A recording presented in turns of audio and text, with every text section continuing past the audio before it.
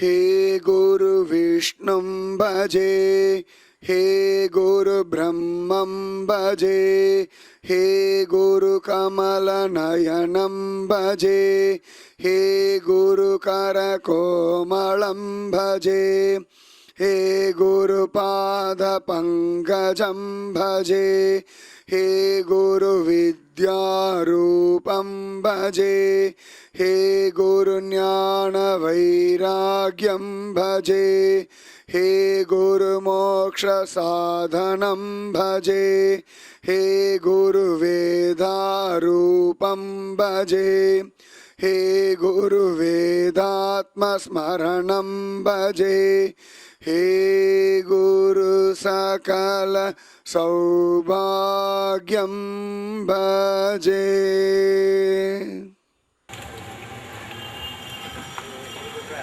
பூமன்னு மாது பொருந்திய மார்பன் புகழ்மலிந்த பாமன்னு மாறன் அடிபணிந்துய்ந்தவன் பல்கலையோர் தாம் மன்ன வந்தை ராமானுசன் சரணாரவிந்தம் நாம் மன்னி வாழ நெஞ்சே சொல்லுவம் அவன் நாமங்களே.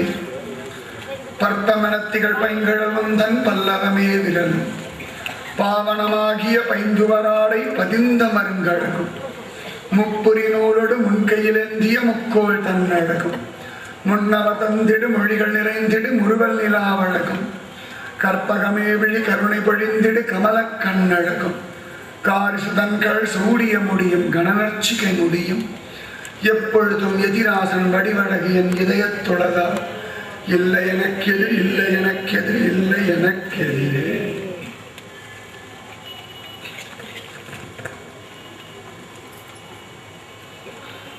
यस्य स्मरणमात्रेण ज्ञानमुत्पद्यते स्वयं सा एव सर्वसम्पत्तिः तस्मात् सम्पूजयेत् गुरुं. யார் ஸ்மரிக்கிற சமயத்திலேயே ஞானம் உற்பத்தி ஆகின்றதோ அவரே நமக்கு சகலவிதமான சம்பத்து. यस्य स्मरणमात्रेण ज्ञानमुत्पद्यते स्वयं सा एव सर्वसम्पत्तिः तस्मात् सम्पूजयेत् गुरु. அப்படிப்பட்ட அந்த குருவுக்கு நமஸ்காரம். குரு பிரம்மா குரு விஷ்ணு குரு தேவோ மகேஸ்வர குரு சாட்சாத் பரபிரம்ம தஸ்மை ஸ்ரீ குரவே நமः. குரு சாட்சாத் பரபிரம்மம், சந்தேகமே வேண்டாம்.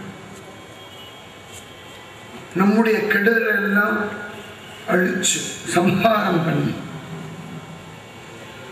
நம்மிடத்துல பகவத் பக்திய சிருஷ்டிச்சு விதைச்சு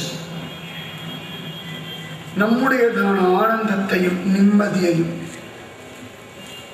சாத்வீக குணங்களையும் ரட்சிக்கிறார். அதனால குரு பிரம்மம் தான். முதல்ல நம்மிடத்துல இருக்கிற கெட்ட விஷயங்களை சம்ஹாரம் பண்ணார். கெட்ட செடிகளை அழிக்கும் பொழுதுதான் நல்ல செடி நன்னா வளர முடியும். நம்மிடத்துல கெட்ட விஷயங்கள் அழிய அழிய நம்மிடத்துல நல்ல விஷயங்கள் எல்லாம் நல்லா வேகமா வளரும். அது வளர வளர வளர வளர பக்தி விருத்தி அடைந்து வரும்.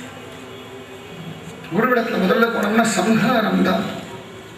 நிஜமாக அவர்களுடைய கேள்விகள் பதில்கள் அவர்கள் பண்ணக்கூடிய பரிகாசங்கள் எல்லாமே நம்முடையதான அகம்பாவத்தை வதம் பண்றதுதான். ஒவ்வொரு இடத்துலையும் ஒவ்வொரு விதமா குரு பழகிறார். சத்தியம் ஒரே மாதிரி பழக மாட்டா, பழக முடியாது, பழகவே முடியாது, ரொம்ப கஷ்டம். ஆனா எல்லாருக்கும் பொதுவா நல்லதுதான் பண்றது, அதுல சந்தேகம் இல்லை. பழகக்கூடிய விதம் மாறுபடலாம், பேசக்கூடிய விதம் மாறுபடலாம்.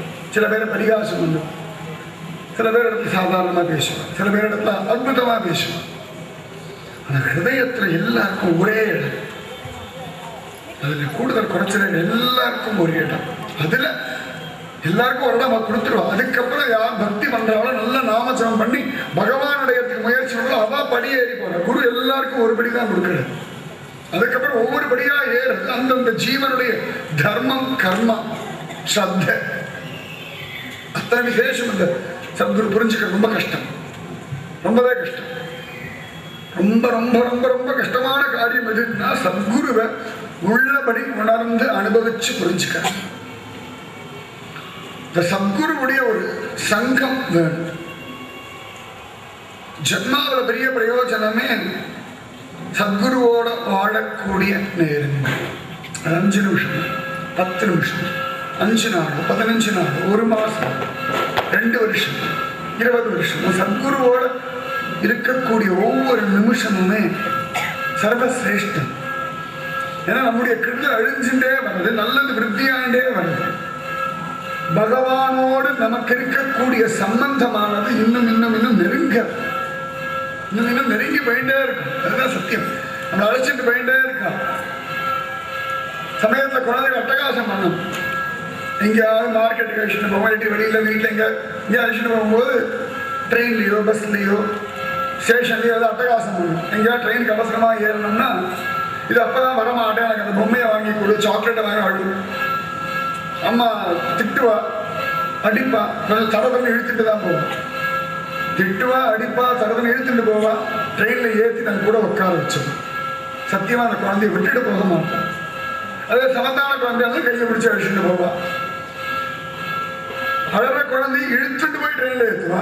இன்னொரு குழந்தை சமத்தா வரும், அதை இன்னொரு பக்கம் கையை பிடிச்சி அழிச்சுட்டு போவா. ஆக மொத்தத்தில் 2 குழந்தையும் ஒரே ட்ரெயினில் தன் பக்கத்தில் உட்கார வச்சுட்டு அம்மா எப்படி தான் போகிற இடத்துக்கு அந்த குழந்தைய அழைச்சிட்டு போகிறாளோ அதே போல சத்குருவும் பிரம்மானந்தம்ன்ற ஒன்றுத்துக்கு அழைச்சிட்டு போகலாம். சந்தேகமே வேண்டாம். பிரம்மானந்தம் எல்லாருக்கும் அது அனுமதிக்கணும் ஆசை உண்டு. பசி, அன்னதானம்னா பசி. பொதுவாக யாருக்கெல்லாம் பசி இருக்கோ, யாருக்கெல்லாம் அன்னம் தேவையோ அத்தனை பேரும் வந்து சாப்பிடலாம், தானே நியமம்.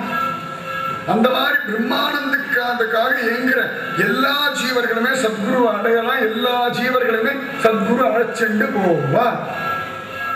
சந்தேகமா சத்குரு ஒரு ட்ரெயின் மாதிரி தான். எல்லாரையும் உட்கார வச்சுன்னு அந்த வண்டி அழைச்சிட்டு போகும். எங்க போய் சேரணுமோ அங்க போய் சேரும். பிரம்மானந்தம், மோட்சம், வைகுண்டம்ன்ற ஒரு இடத்துக்கு நிச்சயமா போகும். சந்தேகமே வேண்டாம். அந்த சத்குருவுடைய பிரபாவம் அப்படி, அந்த சத்குருவுடைய பலம் அப்படி. அதனால சத்குருவோட நம்ம இருக்கக்கூடிய நிமிஷங்கள் ஒவ்வொன்றுமே பொற்காலம். சத்தியத்தை சொல்ற சுயம் ஒரு சிஷ்யனா இருந்து சத்குருவுடைய அனுபவத்தை அனுபவிச்சுருக்கிறதுனால சொல்ற சுகமான ஒரு அனுபவம் இது. வார்த்தைகள்ல வர்ணிக்க முடியாத ஒரு அனுபவம், வாழ்க்கையில மறக்க முடியாத அனுபவம். ஹிருதயம் உள்ள வரைக்கும் இந்த அனுபவம் மாறும். ஆச்சரியமானது சத்குருடைய மகிமை. ஆகாசத்தை காட்டிலும் பெருசு, கடலை காட்டிலும் ஆழமானவர்கள் சத்குரு. ஆழம் என்னன்னு யாருக்குமே தெரியும். அந்த ஆழத்துல போகும் பொழுது பவளம், முத்து எல்லாமே கிடைக்கும். அந்த ஆழ்கடல் கண்ணுக்கு தெரியாமலேயே ஆனா சுகம் தரும்படியான காற்று போல. சமயத்துல காற்று பார்த்தா கண்ணுக்கு தெரியறது இல்லை. சமயம் நம்மளே சொன்னோம், ரொம்ப வேர்க்கிறது, காத்தே இல்லை. ஆனாலும் காத்து இருக்கு, அதெல்லாம் சுவாசிச்சுட்டு இருக்கும். பல சந்தர்ப்பங்கள்ல குரு கிருபை இல்லையோ அப்படின்னு தோணும். ஆனாலும் கூட நம்ம வாழறதுக்கு நமக்கு என்ன தேவையோ அந்த காற்றா குரு இருந்துட்டு தான் இருக்கு. ஆகாசத்து போல விஸ்தாரமா இருக்கா, எல்லை காண முடியாத அளவு இருக்கா, சமுத்திரத்தை போல ஆழம் காண முடியாத அளவு இருக்காரு. ஆச்சரியமானவர்கள் சத்குரு. சத்குருவோட இருக்கிறது சுகமான நிஜமாவே ஒரு குதூகலம். நேத்தனையும் சொன்னோம், 2-3 நாள் எனக்கு நிச்சயமா பார்க்கப்படும் ஒரு குதூகலத்தை சொல்லுவோம். நிஜமாவே அந்த ஒவ்வொரு நிமிஷங்களும் தான் நம்ம வாழ்க்கையை பக்குவப்பட்டு இருக்கும். சத்குரு இருக்கும்போது பக்குவமே பண்ணணும். ஏன்னா மற்ற சமயங்களில் பார்த்தோன்னா எல்லாரும் நம்மளை கொண்டாடுறோம், எல்லாருமே நம்மளோட பெருமையை பேசுறாங்க, எல்லாருமே நம்முடைய நல்ல விஷயங்களை பேசி பேசி பேசி பேசி ஒரு அகம்பாவம் வந்துடும். ஆனா சத்குரு நம்முடைய நல்ல விஷயங்களை பேசவே மாட்டான், நேரடியாக பேச மாட்டான். ஹிருதயத்தை நோட் பண்ணி வச்சு ஒட்டி போட்டுப்பான். இவளுக்கு நல்ல குணம் இருக்கு, சரி இந்த நல்ல குணத்தை விருத்தி பண்ணலாம், இந்த கெட்ட குணத்தை எப்படி பிடிங்கி போடலாம், எப்படி அவளை பக்குவப்படலாம். இந்த உள்ளுக்குள்ள சிந்தனை ஓடிட்டே இருக்கும். ஒரு குழந்தை சரியில்லைன்னா அம்மாவுக்கு அதே சிந்தனை ஓடிட்டே இருக்கும். வீட்டில் ஒரு 4-5 குழந்தை இருக்கு, ஏதோ ஒரு குழந்தைக்கு உடம்பு முடியல, இன்னொரு குழந்தை ஏதோ அட்டகாசம் பண்ணிட்டு இருக்குன்னா இந்த உடம்பு சரியில்லாத குழந்தைக்கு என்ன மருந்து கொடுக்கணும், அதை எப்படி சரி பண்ணணும். அதே சமயத்தில் அட்டகாசம் பண்ற குழந்தைய எப்படி சரி பண்ணலாம், அது பொம்மைன்னு கேடுன்னு இருக்கு, வாங்கி தர முடியாது, வெளியில போக முடியாது, இப்போதைக்கு எப்படி சமாதானப்படுத்தலாம், அதை எப்படி நல்வழிப்படுத்தலாம்னு 5 குழந்தை இருந்தாலும் 5 விதமான குழந்தைகளுடையதான விஷயங்களை நன்னா உணர்ந்து அதற்கு ஏற்றா மாறி அதுகளை பக்குவப்படுத்துறாலும் அதுபோல சதாச்சாரியர்களும். அதனால சத்குருவோட சங்கம், சத்குருவோட பேச்சுன்றது கோடி ஜென்ம சுகிருத்தம். கோடி ஜென்ம சுகிருத்தம். அதுவும் அவர்கள் பேசுறா அப்படின்னா பகவத் தியானம் பண்ணிட்டே நம்ம இடத்துல பேசணும். சாதாரண மற்றவர்கள்லாம் பேசும் பொழுது அவன் மனசுல அப்ப இருக்கிற ஆசை, அந்த துக்கம், அந்த கோபம், அந்த அகம்பாவம், அந்த மமக்காரம், அந்த பயம், அது அஸ்திவாரமா கொண்டு பேசுவாங்க. ஆனா சத்குரு ஹிருதயத்துக்குள்ள பகவத் தியானம் பண்ணிட்டு பகவன் நாமத்தை சொல்லிட்டு பகவான ஸ்தாபிதம் பண்ணிட்டு பேசும் பொழுது, நம்மளை பார்க்கும் பொழுது, நம்ம இடத்துல பேசுற சமயத்தை நமக்கு தெரியாமலேயே ஹிருதயத்துக்குள்ள பகவானை கொண்டு வந்து அழகாக ஒரு ஸ்தாபிதம் பண்றோம். எப்படி அம்மா ஒரு குழந்தைக்கு சாதம் கொடுக்கறது பிராதான்யம். அந்த குழந்தைக்கு சந்திரனை காட்டுறதோ, ஒரு பூனையை காட்டுறதோ, நாயை காட்டுறதோ, அதோ பாத்தியான்னு சொல்லி காட்டுறதோ முக்கியம். அந்த குழந்தைக்கு சாதம் கொடுக்கறது பிராதான்யம். அதுக்கு மம்மு ஊட்டுறது, அந்த மம்மு சாப்பிட அது சரீரத்துல பலம் வரும். அதுக்காக அது மாதிரி அம்புடி ஓடிவா, அது மாதிரி நாய் ஓடுறது, கிளி பாத்தியா, மேல குயில் பாத்தியா, அது பத்தி மாமாவனை வாவான்னு கூப்பிடுறா பாத்தியா. இந்த குழந்தை இந்த விஷயங்கள்ல மயங்கி கிடக்கிற சமயத்துல அம்மா அதுக்கு தெரியாம அவருக்கு அன்னம் மூட்டி அவனுடைய சரீரத்தை பாதுகாக்கிறா போல சமயத்துல சத்குரு நம்ம இடத்துல சாதாரணமா பேசிட்டு இருக்கா. சாதாரணமா நடந்துட்டு இருந்தாலும் கூட நமக்கு தெரியாமலே நம்முடைய ஹிருதயத்துக்குள்ள பகவானை கொண்டு ஒரு பிரதிஷ்டை, நமக்கு தெரியாமலே அந்த ஒரு பிரதிஷ்டை அழகா பண்ணிட்டே இருக்கா. சத்குருடைய பலம், ஆச்சரியம், சத்குரு பிரபா. அந்த மாதிரி ஒரு சதாச்சாரின் கிடைக்கணும், அவரை இறுக்கி படிச்சுக்கணும். உன் தன்னோடு உறவே நமக்கு இங்கு ஒழிக்க ஒழியாது அப்படின்னு சொல்லி தினமா அவளை இறுக்கி படிச்சுக்கணும். அப்படி பிடிச்சுட்டோம்னா நிச்சயமா கரை ஏற்றிடுவாங்க. சந்தேகமே வேண்டாம், துளி கூட சந்தேகமே வேண்டாம். ஆச்சரியமானது சத்குருவுடைய மகாத்மியம், மகிமை. அந்த சத்குருவை இறுக்கி பிடிச்சுக்கணும். அவர்களா நம்ம இடத்துல வந்துடுவார்கள், எப்படியோ வந்துடுவார். தெய்வ சங்கல்பம் வரும் பொழுது இறுக்கி பிடிச்சுட்டு அவர்களுடைய அனுகிரகத்தை பூரணமா கறந்துடும். சரியா சொல்லணும், கறந்துடணும் அவர்களிடத்துல. ஏன்னா எந்தெந்த ஜீவனுக்கு அனுகிரகம் ஒரு கணக்கு உண்டு. அந்த ஜீவனுக்கு அனுகிரகத்தோட வரா சத்குரு. ஆச்சரியமா அந்த அனுகிரகத்தை அப்படியே வாங்கி வச்சுடணும், ஹிருதயத்துக்குள்ள பூரணமா வாங்கி வச்சுடணும். எல்லா ஜீவர்களும் அனுகிரகம் பூரணமா அழகா வாங்கி வச்சுக்கணும். அந்த மாதிரி ஒரு அனுகிரகம் தான் பெண் பிள்ளைக்கு கிடைச்சது. திருக்கோளூர் பெண் பிள்ளை. வாழ்க்கையில் எத்தனையோ ஸ்திரீகளை ஞாபகம் வச்சிருப்பீர்கள். இந்த பெண் பிள்ளை மறந்துடாது, மறந்தும் மறந்துடாதீங்க. எந்த ஸ்திரீ வேணா மறந்துடும், ஆனா இவளை மட்டும் மறக்காது, மறக்க முடியாது. நிச்சயமா உங்களுக்கே தெரியும். ஹிருதயத்தில் அவள் ஸ்தாபிதமாயிட்டாள். அது எது ஸ்தாபிதமாச்சோ இல்லையோ அந்த பெண் பிள்ளையுடைய வாக்கியங்கள் அவர் ஹிருதயத்துக்குள்ள எல்லா ஹிருதயத்துக்கும் நன்னா உட்காந்து நிஜமாவே பார்த்து அனுபவிச்சு சொல்றேன். அந்த பெண் பிள்ளை அழகா எதிராஜராகிய ஆதிசேஷ அவதாரம் எம்பெருமானார் திருப்பாவை ஜீயர் திருமலையப்பனுக்கு சங்கு சக்கரம் கொடுத்த பிரான், சங்காழி அழித்த பிரான் உடையவர். ஆச்சரியமான ஒரு சூரியன் அந்த எதிராஜன்.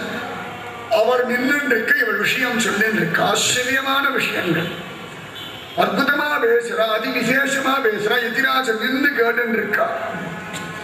நீரோருகம் கொண்டேனோ காசி சிங்கனை போலே.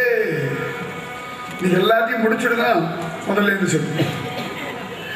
எடுத்தோன்னு இப்பயே சொல்ல ஆரம்பிச்சோன்னா நம்ம தாஞ்சி எப்ப முடிப்பேன் எனக்கு தெரியாது. அதனால முதல்ல இதை ஆரம்பிச்சுட்டு பகவத் சங்கதான் அப்புறம் கடைசியிலே இந்த முடிவெல்லாம் ஆரம்பன்றதுக்காக. நீரோருகம் கொண்டேனோ காசி சிங்கனை போலே. காசி உத்தமமான கஷேத்திரம். காசியில மரணம் சம்பவிக்கிறவாளுக்கு மோட்சம். இது சனாதனமான ஹிந்து தர்மம் சொல்லக்கூடிய விஷயம். இன்னைக்கு நிரூபணம் ஆயிருக்கு, சந்தேகமே வேண்டாம். ஏன்னா காசியில இறக்கிறவர்கள் காதுல சிவபெருமான் தானே ராமா ராமா ராமா ராமான் ஜபிக்கிறார். இறக்கும் பொழுது எதை எடுத்துக்கொண்டு இறக்கின்றோமோ அதையே அடைகின்றோம். எம் எம் வாபி ஸ்மரன் பாவம் தத்யந்தே கலேவரம் தந்தமேவ ஏதி கௌந்தேய சதா தத்பாவ பாவிதக.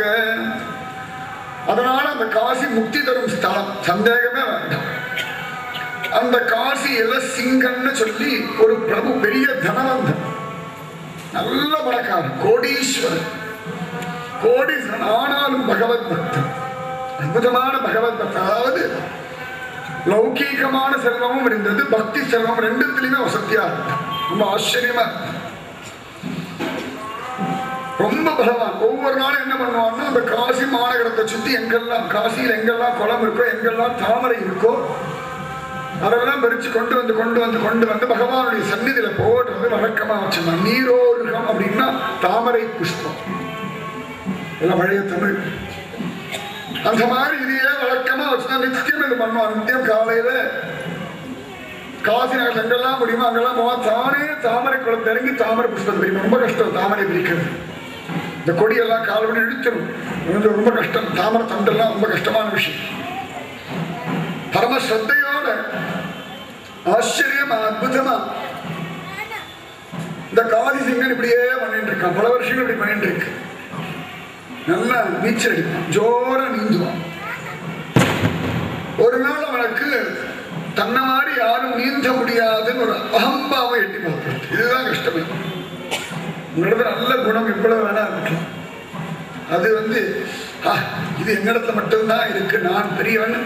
அகம்பாவம் மட்டும் வராம பார்த்துக்கணும். வாழ்க்கையில ஜாக்கிரதையா இருக்க வேண்டியது அகம்பாவத்துக்கிட்டது.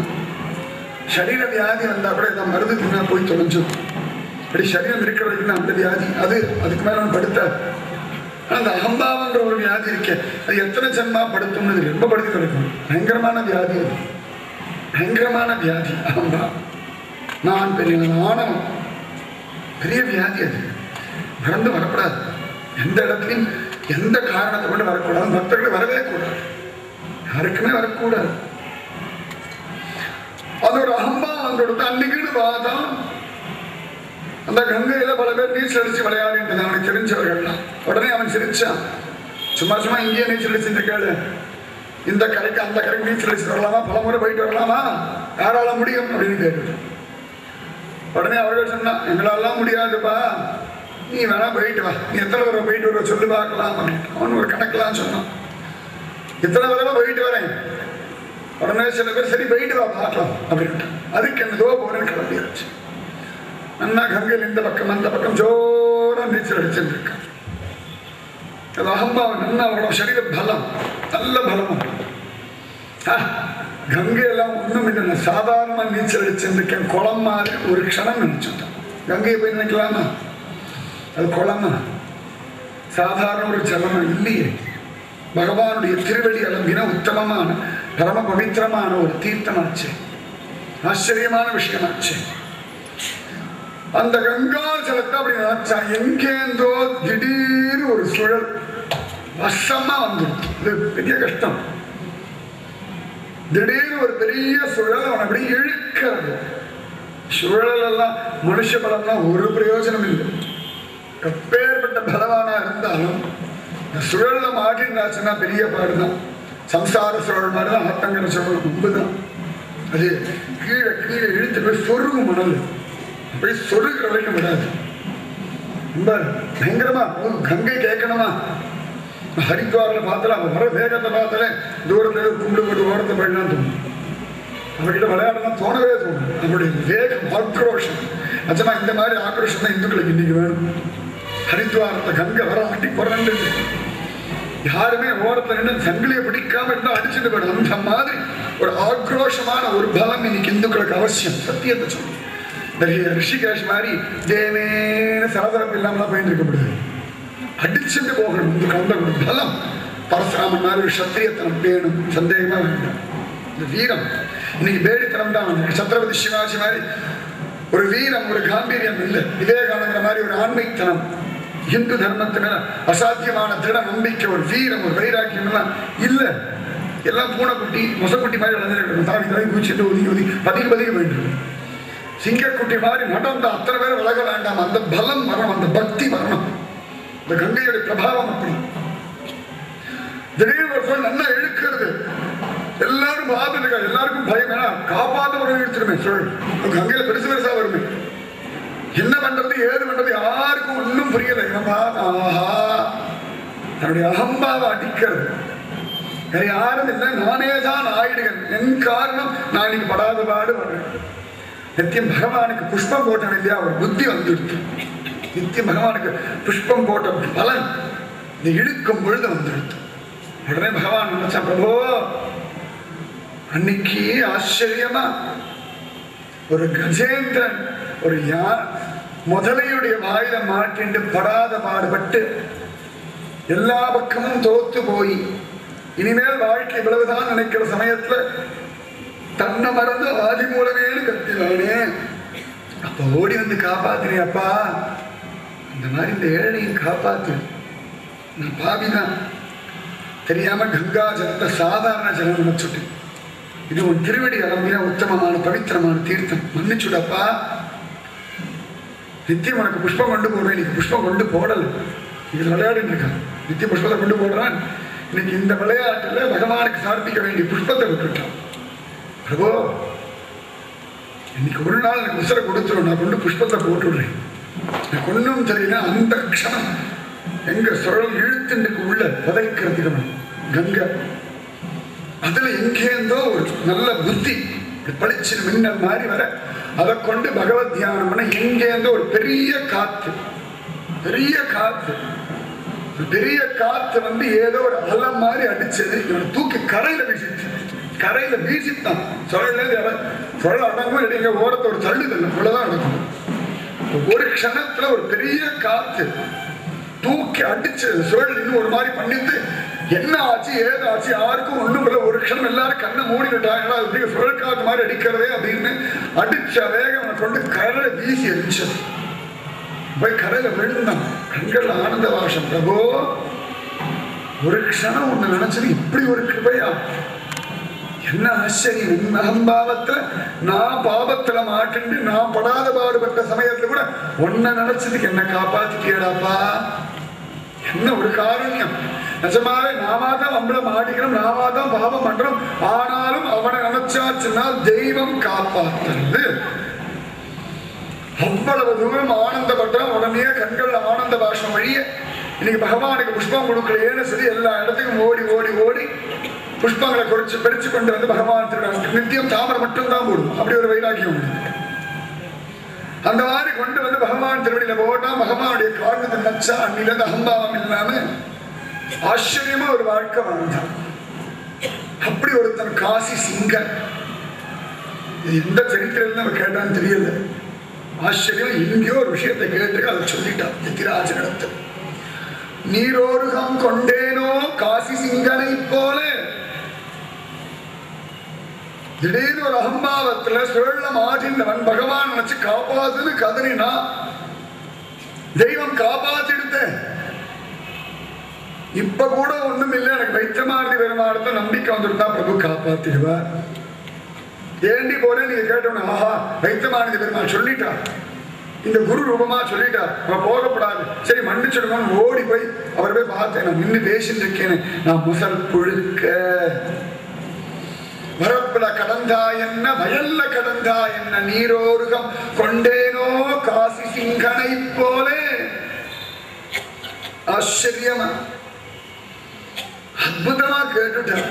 எத்திராஜனும் வீசிலிருந்து போனான். எத்திராஜனுக்கு தாமரை விஷயம் அத்தனை தூரம் பிரீதி, பகவானுக்கு விதவிதமா தாமரை மலர்கள்லாம் சாதி சாதி அனுபவிப்பார். இந்த காசி சிங்க விஷயம் அவருக்கும் கேள்விப்பட்டிருக்கார், அவருக்கும் தெரியும். எத்திராஜனுக்கு தெரியாம இருக்குமா?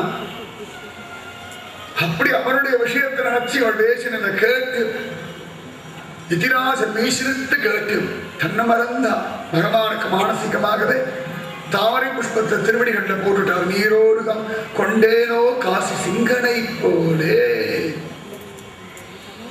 அற்புதமா இந்த விஷயத்தை அவள் சொல்ல உடனே அடுத்த வாக்கியம் அவள் சொல்லிட்டார். வாக்கினால் வென்றேனோ பட்டரை போலே. யாரும் சொல்லவே இல்லையே, கஷ்டப்பட்டு பேப்பர்லாம் கொடுத்தோம் இல்லையே, பலமா சொல்லியிருக்க வேண்டாம், மனப்பாடம் பண்ணி சொல்லுங்கன்னு சொன்னேன். சரி பரவாயில்ல, பேப்பரை பார்த்தா சொல்லுவேன்னு பார்த்தா அங்கே என்னமோ வாயை மட்டும் அசைக்கிற சப்தமே வரமாட்டீங்க. வாக்கினால் வென்றேனோ பட்டரை போலே. அடுத்த வாட்டி திரும்பி வரும்போது கேட்பேன், இதோட பெண்பிள்ளை ரகசியம் பிரவச்சனம் தான் முடிஞ்சதை விட பெண்பிள்ளை ரகசியம் ஒன்றும் முடிக்க மாட்டோம். எல்லாரும் பெண்பிள்ளை ஆக வரைக்கும் விடுறதா இல்லை யாரையும். அந்த மாதிரி இருக்கிறது ஒரு 10 கேள்வி நீங்க சொல்ல வேண்டாமா? ஒரு 10-15 வாக்கியமா சொன்ன ஒரு சந்தோஷம், பக்தி ஆனந்தத்துல தளச்சு போய் சொல்லணும். பகவானத்தை பரம பிரீதியோட சொல்லணும், அகம்பாவம் இல்லாம சொல்லணும். அதி விசேஷம் பெண்களுடைய பலம். வாக்கினால் வென்றேனோ பட்டரை போலே. முன்னாடி இடத்த சொல்ல பட்டர்பிகான்னு சொல்றான், அது விஷ்ணு சித்தராகிய பெரியாழ்வார். இந்த இடத்துல பட்டர்னு சொல்றது ஸ்ரீ பராசர பட்டர். சுவாமி ராமானுஜருடைய சிஷ்யர், கூரத்தாழ்வான்ற மகாத்மாவுடைய பிள்ளை, ஸ்ரீரங்கநாதனுடைய ஸ்ரீகார புத்திரன், ஸ்ரீரங்கநாதனுடைய ஸ்ரீகார புத்திரன், ஸ்ரீரங்கநாதனுடைய பிரசாதத்தினால பிறந்த குழந்தை. அன்னைக்கே சொன்னேன், கூரத்தாழ்வானுக்கும் அவர் மனைவி ஆண்டாளுக்கும் சரீர சம்பந்தமே கிடையாதுன்னு அன்னைக்கு சொல்லிட்டு இருந்தேன். ஆச்சரியம், அவ்வளவு சிரேஷ்டம். அன்னைக்கு கூட சொன்ன, அவன் வேண்டாம் என்றேனோ ஆழ்வானை போல. அந்த ஆழ்வான் கூரத்தாழ்வான், அவருடைய பிள்ளை பராசர பட்டர். அவருக்கு ரங்கநாத பிரசாத்னால இரட்டை குழந்தைகள் பிறந்தது, பராசர பட்டர், வியாச பட்டர்னு. குழந்தைகள் பிறந்த போது கூட அவர் இதை பத்தி கவலை பண்ணல. குழந்தைக்கு என்ன பேர் வைக்கணும்னு கூட அவர் யோசனை பண்ணல. எல்லாம் எம்பெருமானார் பார்த்து விட்டுருச்சு. அந்த குழந்தை 12 நாள் ஆச்சு. புண்ணியாவசனம் பண்றதுக்கு எதிராசனம் வரா. அழகா அவர் கூடவே எம்பார் கோவிந்தன் அந்த மகாத்மாவும் வரா, எதிராசருடைய சிஷ்யர். ஆச்சரியமான எம்பார் கோவிந்தன், அற்புதமா அவரும் வர. அப்ப சுவாமி ராமானு சொல்றாரு, கோவிந்தா நீ போய் குழந்தை எடுத்துட்டு உள்ளே இருந்து அப்படின்றான். உடனே கோவிந்தர் உள்ள போயிட்டு குழந்தை எடுத்துட்டு வந்துட்டான். 2 குழந்தைகளை பார்த்தா அந்த குழந்தைகள் பல பல பல பலன்னு ஜொலிக்கிறது. பிறந்து 12-13 நாள் ஆகாத குழந்தைகள். உடனே சுவாமி ராமானுஜர் கேட்டார், கோவிந்தரே என்ன பண்ணி குழந்தைகள் பொசுக்குன்னு அப்படி பரிமளிக்கிறதே, பல பல பலன்னு ஜொலிக்கிறதே அப்படின்னு. உடனே அம்பாள் கோவிந்தர் சொன்னார், அந்த குழந்தைகளுக்கு இந்த பாலகிரகம் பீடிக்காம இருக்கணும், நோய் நொடியெல்லாம் வராம இருக்கணும், மனசுல அகம்பாவம் மமகாரம் போன்ற வியாதிகள் வராம இருக்கணும், ஜென்மா நன்னா இருக்கணுன்றதுக்காக துவயம் ரட்சையிட்டு வந்தேன். ஸ்ரீமன் நாராயணாய சரணவு சரணம் பிரபத்தியே, ஸ்ரீமதி நாராயணாயன்னு பகவானுடைய விஷயங்கள். அது அஷ்டாட்சரம், ஓம் நமோ நாராயணாய, இதெல்லாம் சொல்லிட்டு குழந்தைகள் எடுத்துட்டு வந்தேன். அதாவது குழந்தைகளை தூக்கும் பொழுதும் அவர்கிட்ட விளையாடும் பொழுதும் பகவன் நாமத்தை பெரியவா ஜபிச்சுட்டே இருக்கும்.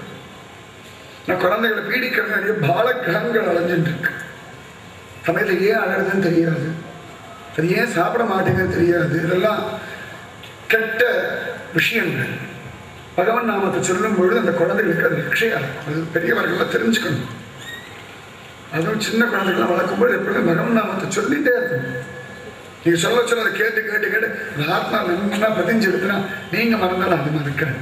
அதுதான் தனம். எல்லாம் கர்ப்பத்தில் இருக்கும் பொழுது அம்மாவுக்கு நான் ஒரு விஷயம் வச்சுனேன், அம்மா மறந்துட்டான், குழந்தை பிரகலாத மறக்கவே இல்லை. அதனால 5 வயசுல ஸ்தம்பேன திருஷ்யத்தை இங்கு உண்டென்றேனோ, இங்கு உண்டு அப்படின்னு சொன்னா இல்லையா குழந்தைகள் காதல நல்ல விஷயங்களை பேசும். இந்த குழந்தைகளுடைய அகம்பாவத்தை வளர்க்குற மாதிரி ஒரு நாளும் பேசக்கூடாது. குழந்தைகள் நம்ம தான் வழிகாட்டணும். குழந்தைகளுக்கு ஒன்றும் தெரியாது, குழந்தைகளை கெடுக்கக்கூடாது.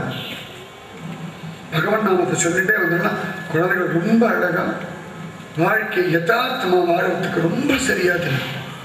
நமக்கே ஆச்சரியமா இருக்கும், இப்படி கூட இந்த விஷயத்த பேசலாமோ, இப்படி கூட இந்த விஷயத்தை கையாளலாமான்னு குழந்தைகள் நடந்து காட்டணும். சுயம் அனுபவத்தில் சொல்றேன், பல குழந்தைகளை பார்த்துட்டு சொல்றேன்.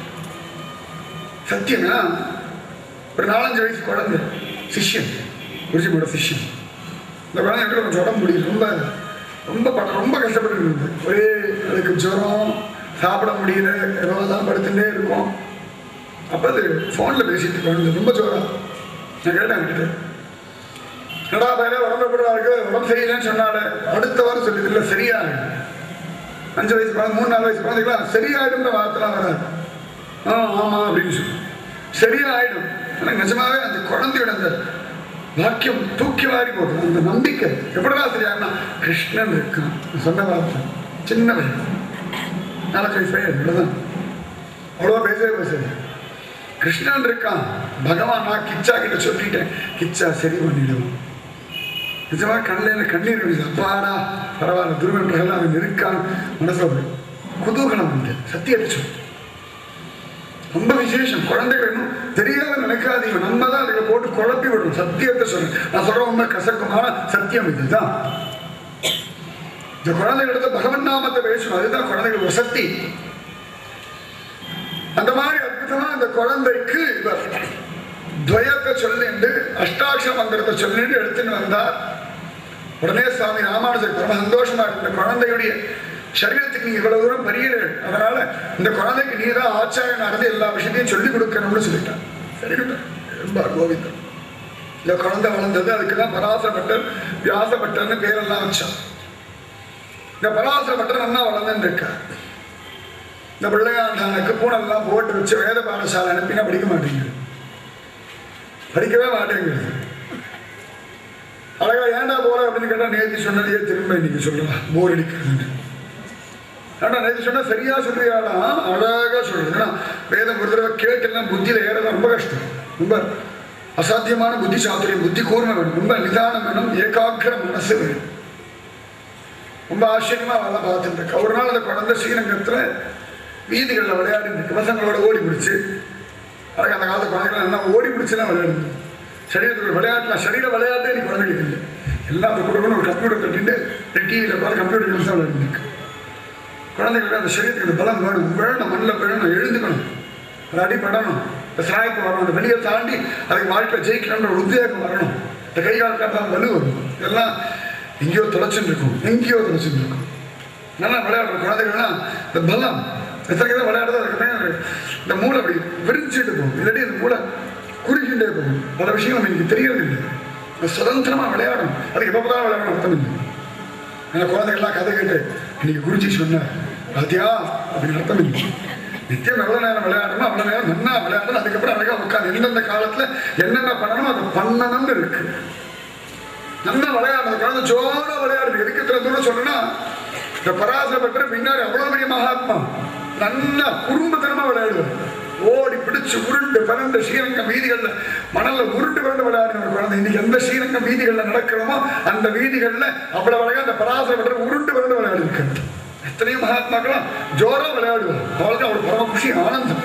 ஏன்னா இதுவே லீலா உலகம் தானே, லீலா விபூதி தானே. பகவானே விளையாட்டு பிள்ளையா, தீராத விளையாட்டு பிள்ளை தானே அது. அந்த மாதிரி ஆச்சரியமா விளையாடி இருக்க. அப்ப ஸ்ரீரங்கத்துக்குள்ள ஒருத்தர் நுழையிறார். கொஞ்சம் நல்லா படிச்சவர், வேத வித்வான். அவர் பல்லக்களை தூக்கிட்டு அவருடைய சிஷ்யர்கள் எல்லாம் ஜோரா பேசிட்டு வர, அவருடைய பெருமையெல்லாம் சொல்லிட்டு வர. சர்வஜர் வந்தா லைனா சொல்லிட்டு வந்த அவர் பேரெல்லாம் சொல்லிட்டு கடைசியில ஒரு இடத்துல சர்வஜர் வந்தா அப்படின்னு கேட்ட உடனே இந்த 5 வயசு பிள்ளை பராசரப்பட்டு கோபம் வந்துட்டு, என்னடா அது, சுவாமி ராமானுஜர் இந்த ஊர்ல இருக்கா, எம்பார் கோவிந்தர் இருக்கா, என்ன விஷயம் தெரிஞ்ச அருளாள பெருமாள் எம்பெருமானார் முதலி ஆண்டான் கூடத்தாழ்வான் நிறைய மகாத்மாக்கள் எல்லாம் இந்த ஊர்ல இருக்கா. சதுர்வேதம் தெரிஞ்சவர்கள்லாம் இருக்கா. அவெல்லாம் வாய் மூடிட்டு ரங்கபக்தன் தேவேன்னு வாழ்ந்துட்டு இருந்தா இவனுக்கு என்ன கொழுப்பு. இது 5 வயசு பிள்ளை சர்வஜன்னு சொல்லிட்டு கோபம் வந்துருச்சு. உடனே நேரம் எதிர்க்க அவன் இடுப்புல கேஸ் நின்னது நான் ரோட்ல நிறுத்துங்கோ என்ன கத்துற. உடனே எல்லாரும் நிறுத்த. குழந்தையோட காம்பீரியம், 5 வயசு குழந்தையோட காம்பீரியம் என்ன ஆச்சரியமான காம்பீரியம். இந்த காம்பீரியம் வரணும் குழந்தைகளுக்கு. விவேகானந்தருக்கு அந்த காம்பீரியம் இருக்குது நிஜமாவே ஆச்சரியமா. இடங்களில் விவேகானந்தர் இந்த காம்பீரியம் ரொம்ப அசாத்தியமா இருந்தது. நிறைய விஷயங்கள் இருக்கு உலகத்தில். இந்து தர்மத்துடைய மகாத்மாக்களுடைய காம்பீரியம் எல்லாம் அசாத்தியம். அது இமயமான மாதிரி நிற்பான், வசரவே மாட்டான். உடனே எல்லாரும் இந்த குழந்தை சொன்ன உடனே அத்தனை பேரும் தம்பிச்சு போயிட்டா எல்லாரும் வாய முடிவிட்டான். இந்த கட்டியம் சொல்றவெல்லாம் உடனே பல்லக்கிலேருந்து திரைய விளக்கி அந்த எட்டி பார்த்தா அந்த வேத வித்வான். இந்த குழந்தை திருப்பி எட்டி பார்த்து, நீதான் வேத வித்வானா, ஒன்னத்தான் சர்வஜன், ஒன்னத்தான் ஏகவசனத்தை பேசுறது, ஒன்னத்தான் சர்வஜன்னு சொல்றாங்களா. அவர் பார்த்தார், யாருமே அவர் ஏகவசனத்தை பேசினதே கிடையாது. பெரியவா கூட வாங்கும்போது தேவர் இப்படி சொல்லியிருக்காங்க. உடனே இப்படி பார்த்தா ஏகவசனத்தை பேசுறது குழந்தை. உடனே பார்த்தது, நீ சர்வஜனோ, பெரிய சர்வஜனோடனே உனக்கு எல்லாம் தெரியுமா. அவன் ஒன்றும் புரியல. எல்லாத்துக்கும் தலையாட்டினா கஷ்டம். ஆமான்னு தலையாட்டிட்டார். 5 வயசு பிள்ளை பிடிச்சு நிறுத்திட்டு சர்வஜனா கேள்வி எடுத்து உடனே ஆமான்னு தலையாட்டியாச்சு. ஓஹோ அப்படியா. உடனே கீழே கொடுத்து ஒரு படி மண்ணை எடுத்து, ஒரு படி மண்ணை எடுத்துட்டு அவன் கிட்ட நேரம் காண்பிச்சுட்டு, இது எவ்வளவு சொல்லு, ஒரு படி மண்ணை எடுத்து எவ்வளவு சொல்லு பார்க்கலாம், நீ சர்வஜன் தானே. அவன் பார்த்தான், ஒரு பிடி மண்ணுன்னு சொன்னா இது எனக்கு தெரியாதா, உள்ளுக்குள்ள எத்தனை மண் துகள் இருக்குன்னு கேட்டுருந்தா என்ன பண்றது, இதுக்கு என்ன பதில் சொல்றது, எவ்வளவு கனம்னு கேட்ட போறதுன்னு கொஞ்சம் சிந்தனை பண்ணிட்டு இருந்தேன். கொஞ்சம் நேரத்துக்கு பார்த்து அடைச்சா அப்படி கீழே போட்டுது. ஒரு பிடி மண்ணுன்னு கூட உனக்கு சொல்ல தெரியல, நீ எல்லாம் ஒரு சர்வஜனும். ஒரு பெருசா யோசனை பண்ண தீவிரமா ஆராய்ச்சி மணிக்கு பதில் சொல்லான்னு பார்த்தா ஒரு பிடி மண்ணுன்னு கூட உள்ளபடி உனக்கு சொல்ல தெரியல, நீ ஒரு சர்வஜனாலச்ச அப்படின்னு போட்டு அத்தனை பேர் அதிசயிச்சு போயிட்டார் ஸ்ரீரங்கத்தில்.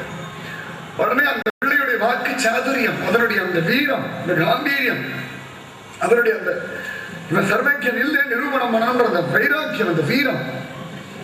உடனே அந்த பிள்ளை அந்த யாரு அப்படின்னு விசாரிச்சா, கூறத்தாழங்கள். ஓ அப்படியா, அப்ப அப்படிதான். ஏன்னா பறப்பதன் குட்டி தவழுமா, ஒரு காக்க குஞ்சு இருக்கு, அதுக்கு என்ன பறக்குமே தவழுமா, அந்த மாதிரி கூடத்தாழம் பெரிய வேதவித்து அவர் பிள்ளை அப்படிதானே இருக்கும்னு சொல்லி தன்னுடைய பல்லக்களை தூக்கி பயல உட்கார வச்சுன்னு அவர் வீட்டு வாசலை கொண்டு விட்டுட்டு போனான்னு சரித்திரத்துல காண கிடைக்கிறது.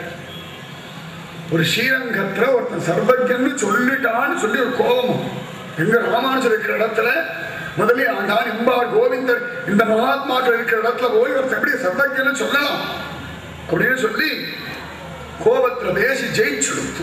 வாக்கினால் வென்றேனோ பக்தரை போல, என்ன அழகா ஒரு பிடி மண்ணுன்னு ஒரு வாக்க கொண்டு ஜெயிச்சுடுத்த, எந்த இடத்துலயுமே தோக்காத ஒரு வேத வித்வான். இன்னைக்கு ஒரு 5 வயசு பிள்ளை இடத்துல ஸ்ரீரங்கம் வீதிகள்ல சர்வ சாதாரணமா தோத்துட்டார்.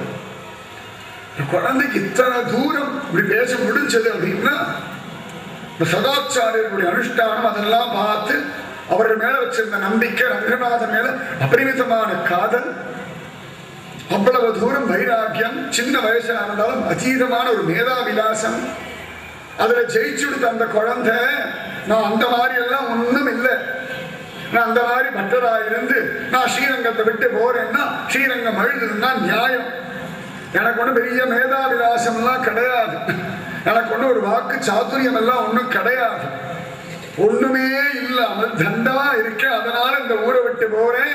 நான் முதல் புழுக்க வரப்பில கடந்தா என்ன, வயல்ல கடந்தா என்ன, வாக்கினால் வென்றேனோ பட்டரை போல. யாரிடத்துல வாக்கு சாதுரியத்தை ஜெயிச்சிருக்கேன், நான் ஒண்ணும் இல்லை.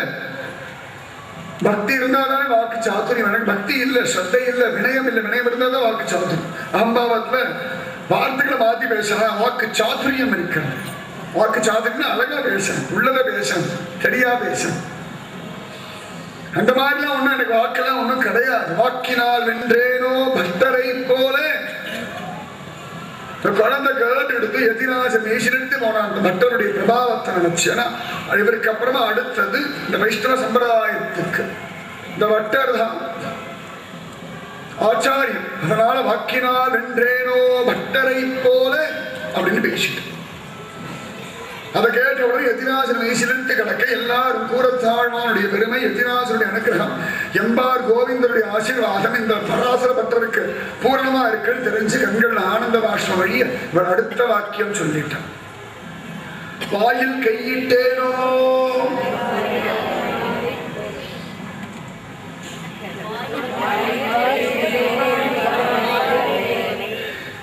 ஒரு சேர சொல்ல மாட்டேன், இந்துக்களையே பிரிஞ்சு பிரிஞ்சு இருக்கு. கொஞ்சம் எல்லாம் சேர்ந்து ஓரடியில நிற்போமே, நிறையதான் பிரிஞ்சு போயிட்டு இனிமேல் சேர்ந்து ஒரேடியா ஒரு அஸ்திவாரத்துல நிக்கலாம். வாயில் கையிட்டேனோ எம்பாரை போல வருது முடியறது. நிறைய விட்டு பிரிஞ்சு பிரிஞ்சு பிரிஞ்சு பிரிஞ்சு பிரிஞ்சு இங்கேருந்துதான் ஆரம்பிக்கிறோம் பிரியறதுக்கு. சரீரம் வேணா அவ வீட்டுக்கு பிரிஞ்சு போகணும், ஆனா மனசு இந்துவா மட்டும் போகும். இந்துவா வாழ்வோம், இந்துவா போவோம், இந்துவா பிறப்போம், இந்து தர்மத்துக்காகவே கைங்கரியம் பண்ணும். எந்த ஒரு விஷயத்துல ஒரு அல்ப விஷயத்தை கூட நமக்குள்ள ஒரு பிரிவே வரக்கூடாது. இந்த சரி வராது. ஒரு கயிறு இருக்குன்னா சின்ன சின்ன கயிறுலாம் சேர்ந்து சேர்ந்து முருங்கி முருங்கி முருங்கி முருங்கிதான் பெரிய வடம். தேர் இது இருக்கு, தேர் வடம். சும்மா என்ன எல்லாம் சின்ன சின்ன கயிறுலாம் சேர்த்து சேர்த்து சேர்த்து சேர்த்து சேர்த்து சேர்த்து அது பின்னி பின்னி பின்னி பின்னி முறுக்கி முறுக்கி முறுக்கி பெருசு கயிறு இவ்வளோ அப்படி கயிறு வருதுன்னா சும்மா எடுத்தோடனே பெரிய கயிறா வரல. ஒவ்வொரு குட்டி குட்டி கயிறா சேர்ந்து சேர்ந்து குட்டி குட்டி கயிறா மாறி அதுக்கப்புறம் அதெல்லாம் சேர்ந்து பெருசு பண்ணி இவ்வளோ அப்படி வடமா வருது அப்படின்னா அந்த ஏதாவது ஒன்று ஓரத்தில் அருந்து கொஞ்சம் கொஞ்சமா விட்டுட்டு போனா கூட தேரை இழுக்க முடியாது. ஞாபகம் வச்சுக்கோங்க. எந்த ஒரு விஷயத்திலையும் யாருமே வேற்றுமை பாராட்டாம ஒன்னா தேர்வடமா இருந்தோம்னா ஹிந்து தர்மத்தையும் பாரத தேசத்தையும் லோகத்துல முன்னாடி கொண்டு நிறுத்தி வைக்க நம்மால சத்தியமா முடியும். நம்மதான் பிரிஞ்சு பிரிஞ்சு பிரிஞ்சு பிரிஞ்சு பிரிஞ்சு இது ஒரு கயிறு இப்படி போகிறது, ஒரு கயிறு எப்படி போகிறது, கடைசியா ஏதோ 2 கயிறு ஆடின்னு இருக்கு, அதை வச்சு இழுக்கிறவா இருக்கும் பயம் அருந்து போயிடுமோன்னு. அதான் நாங்கெல்லாம் வந்து உபன்யாசம் பண்ணிட்டு போகிறது பெரிய விஷயமே இல்லை. நீங்களாம் ஒன்னா முருகி கிடக்கிறதா உத்தமம். முருகி ஒன்னா தனித்தனியா முருகிட்டு இருக்கிறது அது பெரிய கஷ்டம் இருக்கு. அதனால சேர்ந்திருக்கணும். வாயில் கையிட்டேனோ எம்பாரை போலே எம்பார் கோவிந்தர். அதான் சொல்லிட்டு இருந்தேன். சுவாமி ராமானுஜருடைய அதி அற்புதமான சிஷ்யர்.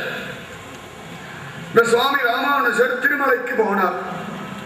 இந்த எம்பார் கோவிந்தர் சுவாமி ராமானுஜருடைய சித்தி பிள்ளை.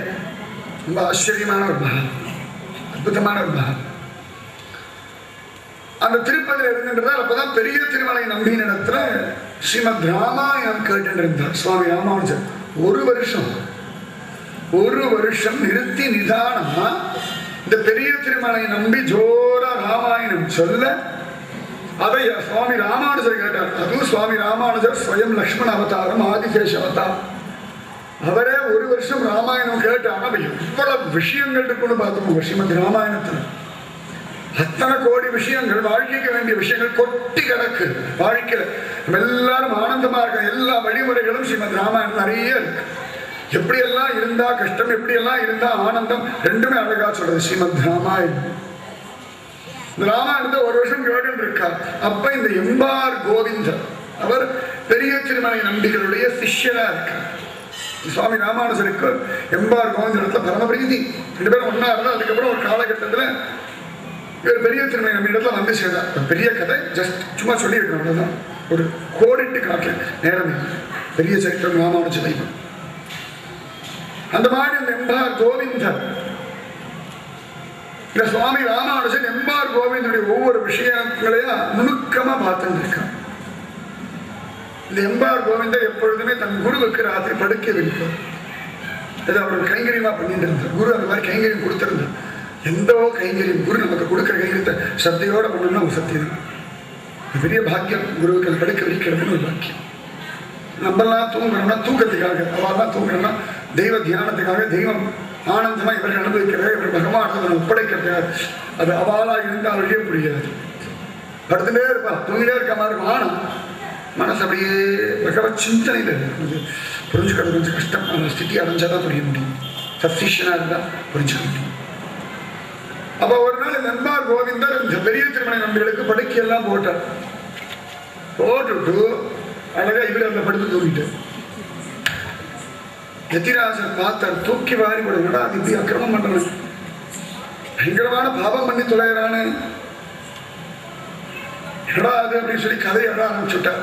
நல்லா தூங்கியாச்சு எம்பார் கோவிந்தர். அதுக்கப்புறமா தான் எழுந்தார். அதுக்கப்புறமா பெரிய திருமலை நம்பிகள் போய் ராமானுஜர் சொன்னார், இந்த மாதிரி கோவிந்தன் பண்றான், இது பெரிய பாவம், இப்படி பண்ணப்படாது, சாஸ்திரத்துக்கு விரோதமான ஒரு விஷயமாச்சு, கோவிந்தன் பண்றது எனக்கு ஒத்துக்க முடியலை, கொஞ்சம் கூப்பிட்டு கண்டிச்சு வைங்கோ, நல்ல குணங்கள்லாம் நிறைய இருக்கு, இருந்தாலும் அப்படி பண்ணிருக்கப்படாது அப்படின்ட்டு. உடனே பெரிய திருமலை அப்படியா சரி வர சொல்லுவேன், டே கோவிந்தா வாங்க வந்துட்டு, அப்படியே இல்லா என் படுக்கைய போடுறேன் டெய்லி. ஆமா படுக்கைய போடுறேன், என்ன பண்ணுவேன் கேட்டுற பெரிய திருமலை நம்பி. அதுவா எல்லாம் சரியா இருக்கான்னு பார்ப்பேன். எப்படிதான் சரியா இருக்கான்னு பார்ப்பேன், படுத்து பார்ப்பேன். நிச்சயப்படுதான் பண்றது. ரொம்ப வருஷமா என்னைக்கு படுக்க போட ஆரம்பிச்சா அன்னைக்கு தான் நடந்துட்டு இருக்கேன். ஏன்னா இதுக்கு என்னடா பிரயோஜனம் தெரியுமாடா? நரகவாசம், நரகம் தெரியுமே. அப்புறம் ஏன்டா அப்படி பண்றேன்? இல்லை சமயத்தில் படுக்கிற உவ்வா முள் இருக்கும், உவ்வா முள் இருக்கும். இல்லாட்டி இந்த போர்வைங்க ஓரத்தில் கொஞ்சம் அப்படி சுருண்டு கீழ் பக்கம் மடிக்கும்போது அது உறுத்தும். வெளிலேருந்து பார்த்தா தெரியாது. இப்போ கோழி ரெண்டாம் மடிச்சு போட்டோம்னா கீழே இருக்க ஒரு மணி கொஞ்சம் அப்படி வளைஞ்சிருந்ததுன்னா மேலேருந்து பார்த்தா தெரியாது. படுக்கும்பொழுது படுத்து எடுத்து தூங்கவே விடாது. இந்த உவ்வா முள்ளு இல்லாட்டி இந்த புகர ஒழுங்கா அப்படின்னா அது உறுத்துமே. நம்ம தேவருக்கு கொஞ்சம் சிரமப்படுறதில்ல, அதுதான் எனக்கு பெரிய துக்கம். நரகவாசம் துக்கம் இல்லைன்னு அதுக்காகவே நித்தியம் படுத்து உவ்வாமல் இருக்கா, படுக்க சரியா இருக்கா இல்லைன்னு பார்த்துன்னு இருக்கேன். கேட்ட உடனே சுவாமி ராமானுஜர் கண்கள் ஆனந்த பாஷம். பெரிய திருமலை நம்பியில் கையை கூப்பிட்டார். தெரியாம பற்றி குத்தம் சொல்லிட்டேன். பெரிய திருமலை நம்பி சிரிச்சார். எனக்கு தெரியும் பாப்பா, நீ குத்தம் சொல்றான் இல்லை, அவன் எந்த காரணத்துக்காக இதை பண்றான்னு உலகத்துல பிரகடனம் பண்ணணும்னு இந்த கேள்வியை நீ கேட்ட எனக்கு தெரியும்னுட்ட. அப்படி ஒரு சுவாமி ராமானுஜர் பெரிய திருமலை நம்பி எம்பார்கள் என்ன ஒரு குரு சிஷ்ய சம்பந்தம் பாருங்க, என்ன ஒரு ஆச்சரியமான மனோபாவம். குருவிடத்துல அப்படி ஒரு பிரீதி. அந்த மாதிரி ஆச்சரியமான ஒரு எம்பார் கோவிந்தர். ஒரு நாள் இவர் அழகா குளிச்சுட்டு தீர்த்தம் எடுத்துட்டு வந்து இருக்கார், குடத்தை தூக்கிட்டு. இவர் வர வழியில ஒரு பாம்பு இப்படி படம் எடுத்து நிக்கிறது. இவர் இப்படி பாம்பை தாண்டி போயாச்சு. என்ன சொல்ல திரும்பி வந்தார், குடத்தை வச்சார். இந்த பாம்பை பிடிச்சி என்னமோ பண்ணிட்டு இருந்தது. இந்த பாம்பு வாய்க்குள்ள கையெல்லாம் விட்டு என்னமோ பண்ணிட்டு இருந்தது. அது நல்ல படம் எடுத்துட்டு இருக்க பாம்பு. சுவாமி ராமானுஜரை தூக்கி வரணும், என்னதான் பண்ணிட்டு இருக்காங்க. நல்ல பாம்பு எல்லாம் விளையாடுவாங்க. அவருக்கு ஒன்றும் புரியலை. என்னமோ பண்ணி முடிச்சார். அதுக்கப்புறம் அந்த பாம்பு அழகாக அங்கேயே இருந்தது. இவர் போனார், திரும்பியும் தீர்த்தம் ஆடினா குளிச்சா, குடத்தை எடுத்துன்னு வந்தார். சுவாமி ராமானுஜர் எடுத்துட்டார். பயில இந்த பாம்பை என்ன பண்ண, அது பட்டு தேமணி தானே கடந்தது. இல்லை, நான் போகும்பொழுது பார்த்தேன், இந்த பாம்புக்கு நாக்கில் ஏதோ முள்ளு தைச்சிருந்தது. அதனால நாக்கு உள்ள இழுக்கவும் முடியல, ஆகாரம் சாப்பிட முடியல, படாத பாடுபட்டு இருந்தது. நாக்கை துருத்திண்டே இருந்து வெளில யாராவது முள்ள எடுத்து விட்டா தேவலையேன்னு அழுதுட்டு இருந்தது. பாம்பு அழுன்னு யாருக்காவது தெரியுமா? உங்களுக்கு தெரியல. நல்ல பாம்பு அழுமா தெரியும், அவருக்கு தெரிஞ்சிருக்கு. அதனால பாவம் சிரமப்படுறதுன்னு பிடிச்ச வாயை திறந்து அதனால வாய் நாக்கிலேருந்து முள்ள எடுத்து விட்டேன்.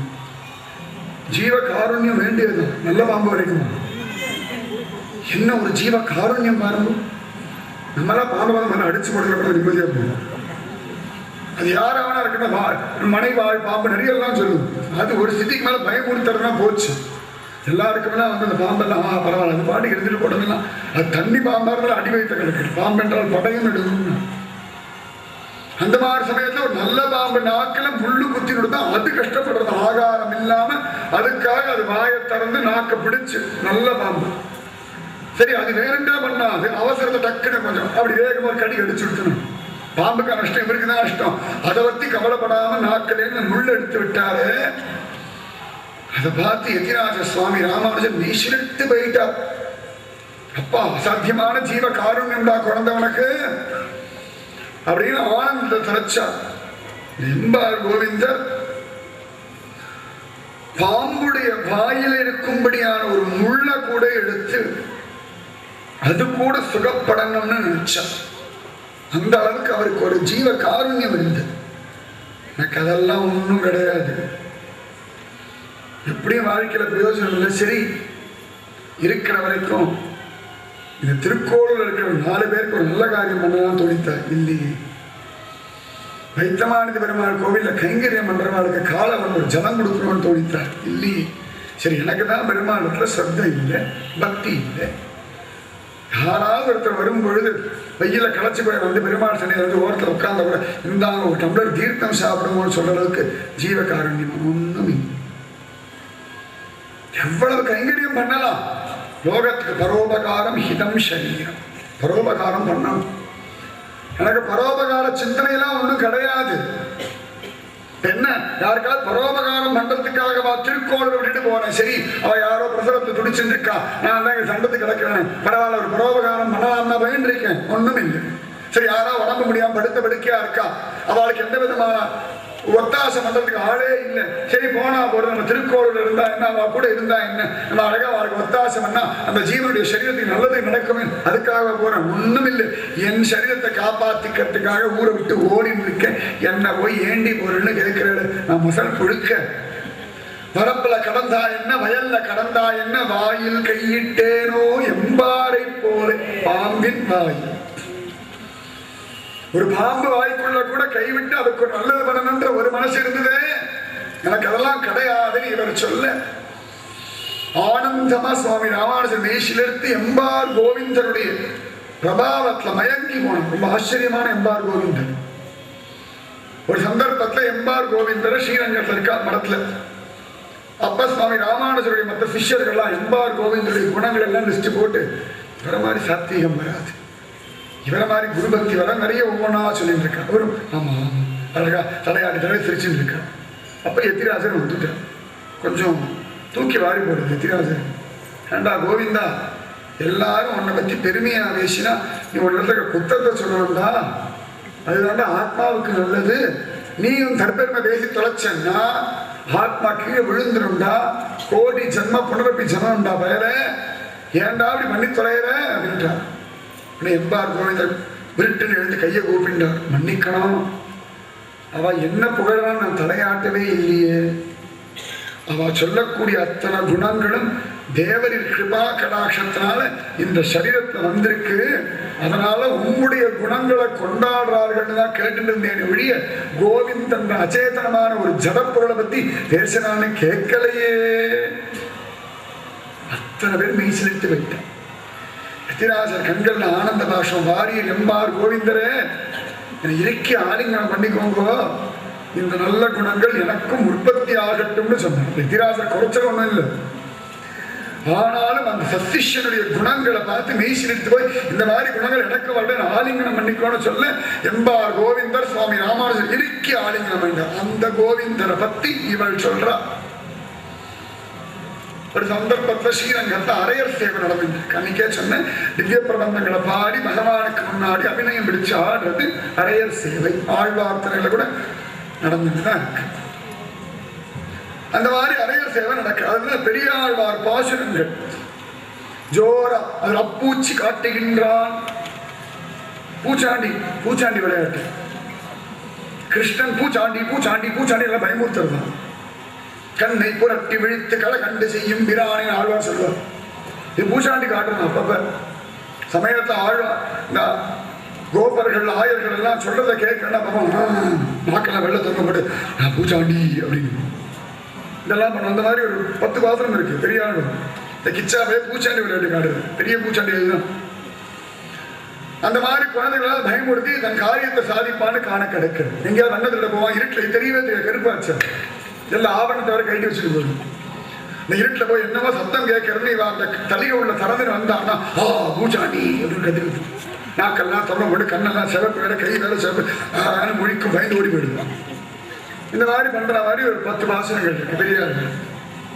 அந்த மாதிரி ஒரு கண்ணெல்லாம் அப்படி புரட்டி இந்த ரப்பையெல்லாம் விரிப்பான். இந்த விரிப்பு பூச்சாண்டி பார்த்தியா இந்த கண் மேலுடைய இமையை அப்படி திருப்பி விட்டு குழந்தைகள் பயமுறுத்துறது உண்டு பெரியவர்கள். இந்த இறப்பையை தூக்கிட்டு பூச்சாண்டி அந்த மாதிரி பண்ற மாதிரி இந்த அரையர் அபிநயம் பிடிச்சார். முதல் தடவை அபிநயம் பிடிக்கும்போது இப்படி ஆயிடுச்சு.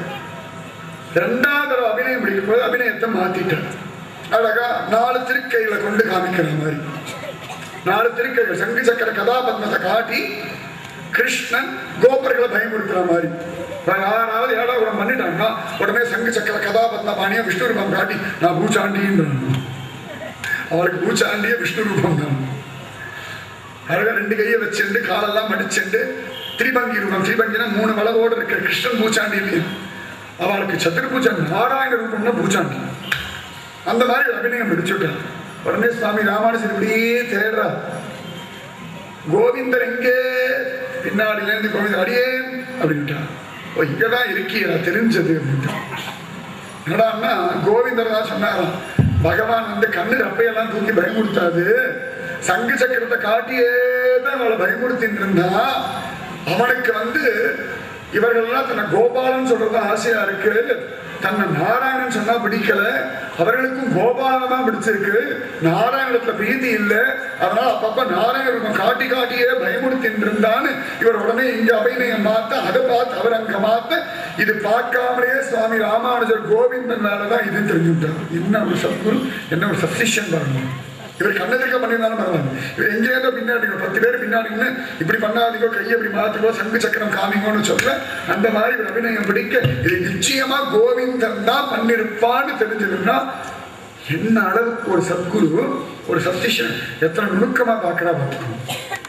அந்த சத்குருவிடத்துல இந்த சப்சிஷனை பத்தி இந்த பெண் பிள்ளை வாயில் கையிட்டேனோ எம்பாரை போலே. அவருக்கு எம்பெருமானார் தான் சுவாமி ராமானுஜர் பேர் வச்சார். சன்னியாசம் வாங்கினவனே கோவிந்தர் சொன்னார், இது நமக்கு தாங்காது, சுருக்கி வைங்கோ, உங்க பேரை அப்படியெல்லாம் வச்சுக்கலாம், நமக்கு தகுதி இல்லை. அப்படிதான் எம்பார் அப்படின்னு சொல்லிக்கிட்டார். இன்னைக்கு எம்பார் வம்சம் உண்டு. ஆச்சரியமான கோவிந்தர், நிஜமாவே அசாத்தியமான மகாத்மாக்கள் அனுபவிச்சிருக்கிற ஒரு இந்து தர்மத்துல ஜென்மா கிடைச்சிருக்கு. ஞாபகம் வச்சுக்கோங்க, அவ்வளவு சிரேஷ்டம். வாயில் கையிட்டேனோ எம்பாரை போலே.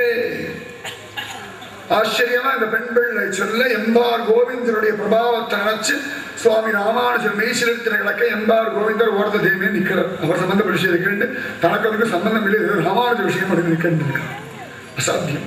இந்த எம்பார் கோவிந்தர் முதலியாண்டான் கூடத்தாழ்வான் எத்தனையோ மகாத்மாக்கள்லாம் வந்த நவதிருப்பதி, அவர்கள்லாம் நடந்து போன ஒரு திருக்கோளூர், அவர்கள்லாம் தீர்த்தமாடின ஒரு தாமிரபரணி, ஆளவந்தார் நாதமுனிகள்லேருந்து சுவாமி ராமானுஜர் எம்பார் கோவிந்தர் முதலியான முதற்கொண்டு இத்தனை பேரும் நடந்து ஆனந்தமா பகவானை பார்த்துட்டு கண்கள் ஆனந்த பாஷ்மையை பிரதட்சணம் எல்லாம் பண்ணி பிரசாதம் எல்லாம் வாங்கிட்டு எந்த சடாரி அவ தன் தலையில வாங்கிட்டாலும் அந்த சடாரியத்தான் இன்னைக்கு நவதிருப்பதியில நீங்க எல்லாம் வாங்கிக்கணும். ஞாபகம் வச்சுக்கோங்க.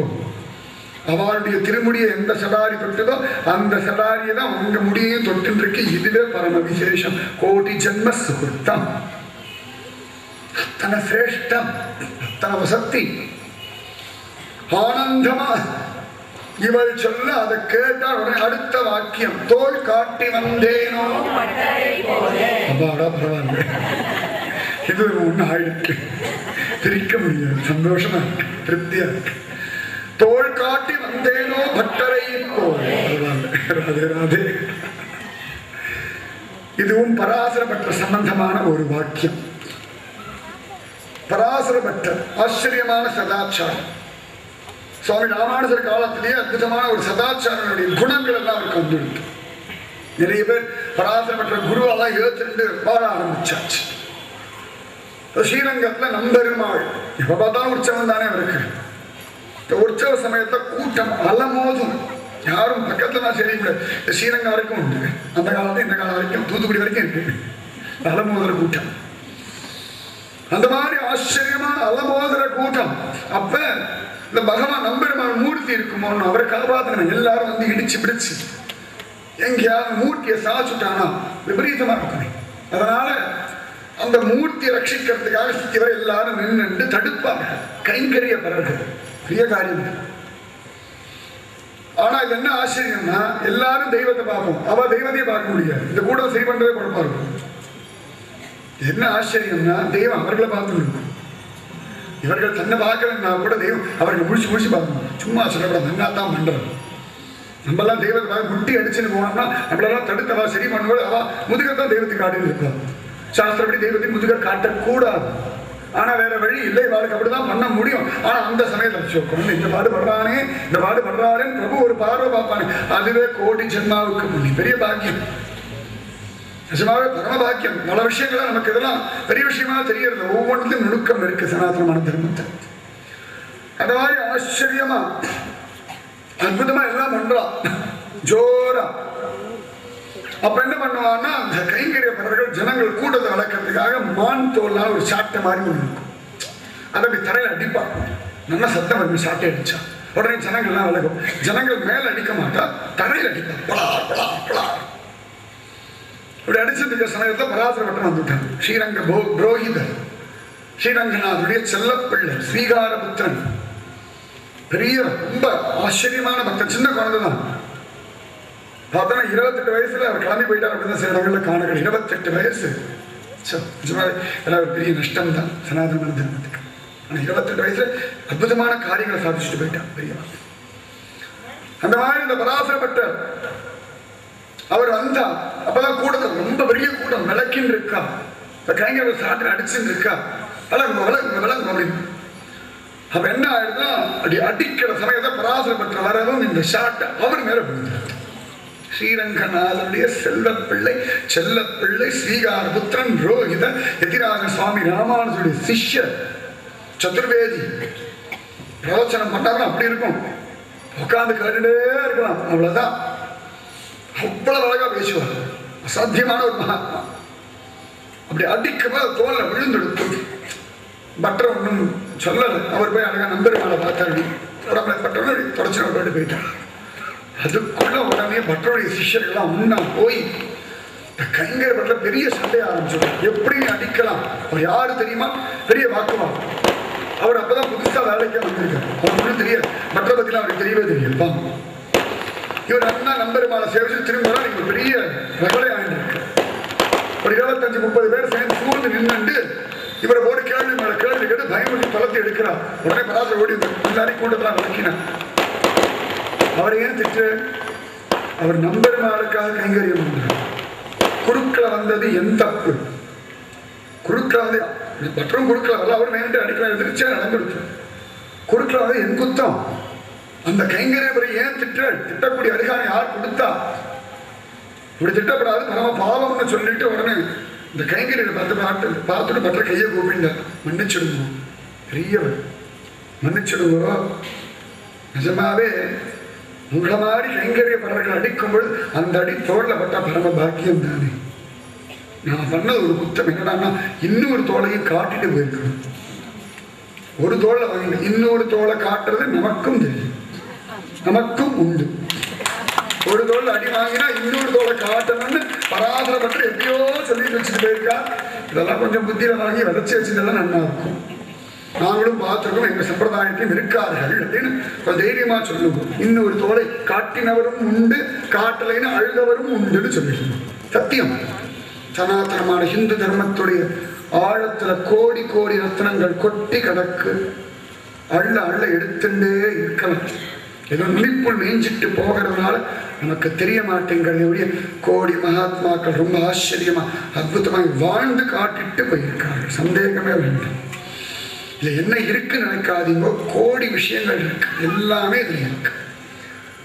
அந்த மாதிரி பராசரப்பட்டருக்கு ஒரு வினயம் இருந்தது. ஒரு தோல் அடிச்சதுக்கு இன்னொரு தோல் காட்டலையே அப்படின்னு அழுது அவ்வளவு அழகா தன் கையில் இருக்கிற மோதிரத்தை கூட கழட்டி வரைக்க போட்டா அவருக்கு திட்டினார். அந்த ஆள் பாடி வந்தா நானும் பண்ண முடியும் திட்டினான். அதுக்கு அப்பாடா அவர் குத்தமா வேலை சொல்லிட்டாரு.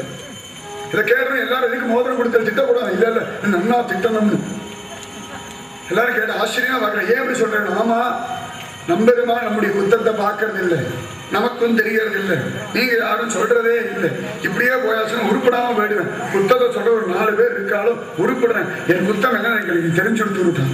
ஆச்சரியமான ஒண்ணு.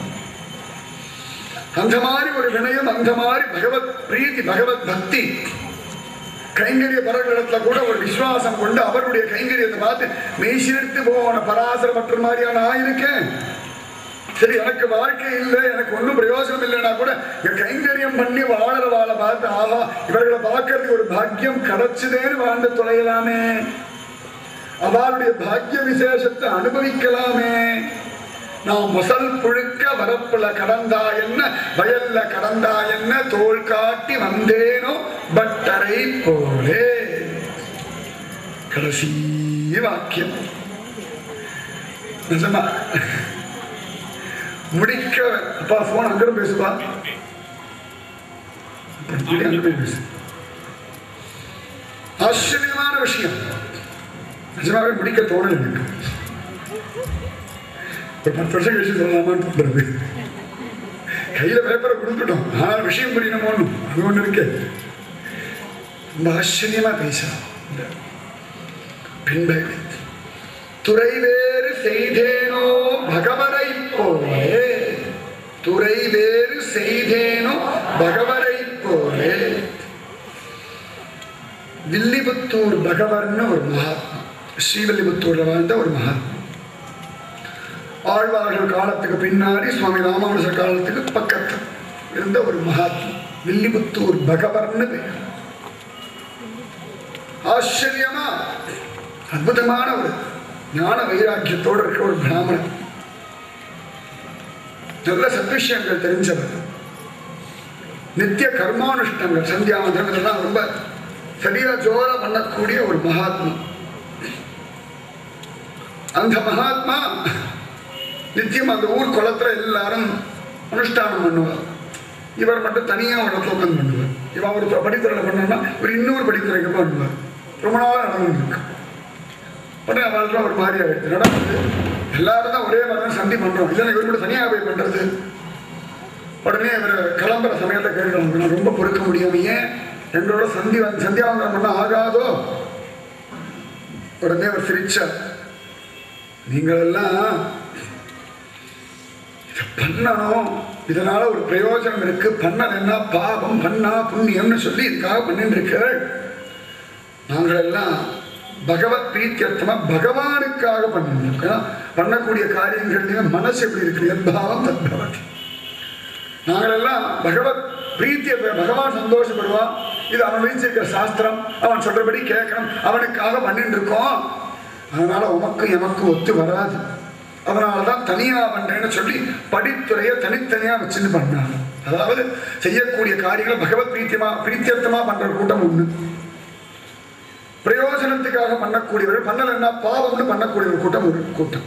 அதனால உமக்கும் எமக்கும் ஒத்து வராது, நான் வேறு துறைதான் நீர் வேறு துறைதான் சொல்லிட்டு நித்தியம் அப்படியே பண்ணிட்டு இருந்தா. துறை வேறு செய்தேனோ பகவரை போலே. இதுதான் விஷயம். 81 வாக்கியம்.